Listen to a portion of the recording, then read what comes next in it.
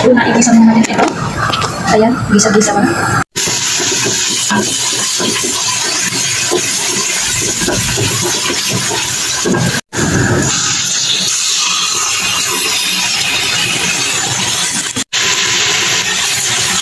Isunod natin.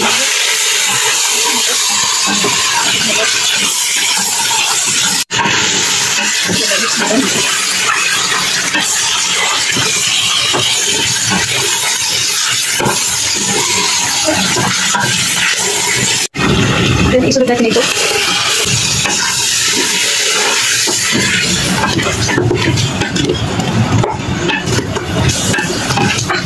Magsik.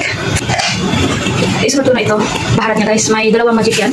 Then lahat yan kinalo ko na paminta. Mga ingredients ko niya pang palasa yan. At may asin na po yan guys. Ayan. Ibuhos na natin lahat. Yan. So, ayan. Takpan ko muna saglit. Mga 5 minutes. Saka natin lagyan ng tubig. Ayan. Ayan. Buksan natin.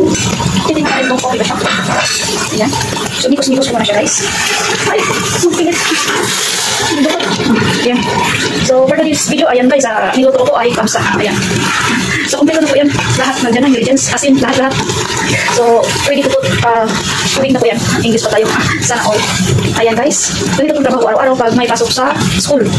Tulog po ang mga tao ngayon. Ako po ay nagluluto dito. Alaga ko actually tapos na po kumain. Then, natulog na naman yung alaga ko.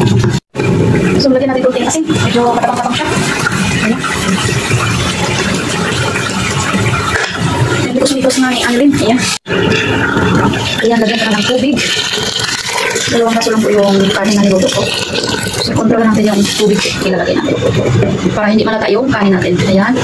Nikos-nikos muna natin. Saka natin takpan. Ayan, baka ano na yan. So, 20 minutes lang po ito guys. 20 minutes lang sa akin kasi isang manok. Ayan guys. Buksan naman natin. Pagkito na 20 minutes ang manok. Ayan guys, ang hitsura sa ating manok. Then, ilalagay natin yan dito sa kawali guys. Ito.